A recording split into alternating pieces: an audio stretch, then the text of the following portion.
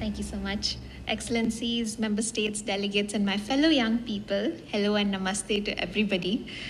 Before I begin, I invite you all to take a big, deep, long, mindful breath.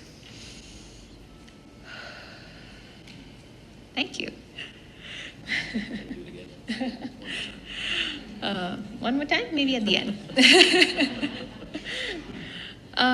As a young person, as a young woman, as a young educator, I'm extremely grateful to be here with all of you. And I would also like to wish everyone here a happy World Youth Skills Day.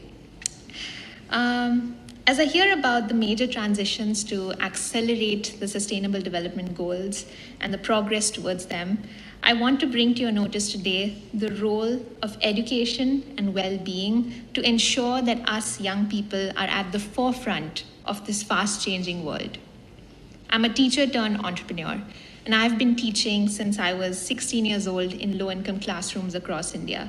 And one of the biggest lessons I learned was that there's a big difference between me teaching and children actually learning. And as we step into our communities every day, even today, we are losing our children. We are losing our children to climate change, to poor mental health, to gender-based violence, abuse, bullying, and poverty. And most of the children and young people that I serve are unable to cope with the ill effects of poverty and are anxious about the changing climate and the changing world. In India alone, over 300 million young people and children are enrolled in public education systems. And yet, our schools are not preparing our young people to adapt to this fast-changing world while breaking these cycles of poverty. At ages 10 and 11, children are supposed to be worried about homework and who to play with. But my kids are worried about safety and earning for their families.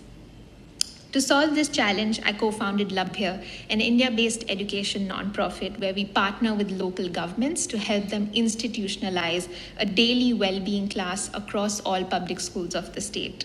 And today, we support some of the largest in-school well-being programs in India, impacting over 2.4 million children and young people across 22,000 public schools in 3 state governments. And so how is this impacting our young people and children really? There is empirical evidence that every dollar invested in a young person's well-being yields a return of $11 in the form of health, education, employment, and entrepreneurial outcomes. And our programs are more than that, equipping our young people with the skills to cope with poverty-induced challenges, to learn resilience, to learn relationship skills, to learn critical thinking skills, and the motivation to learn more things and innovations around them. We are equipping young people and children to be active change makers to solve climate change and social challenges. Through my organization Labhya, in partnership with MIT-based Global Research Center, JPAL, we are conducting the world's largest randomized control trial, or an evaluation study, that will make a rigorous connection between skills, learning, and well-being of young people, especially vulnerable young people from marginalized spaces. We, the young people, are at the forefront of solutions and innovation and research to accelerate the Sustainable Development Goals in scalable ways. And for a smooth transition to green and digital economies, we need to be skilled to ethically contribute to this change. We need to be equipped to be effective learners. Moreover, we need catalytic philanthropy and funding to scale our impact sustainably.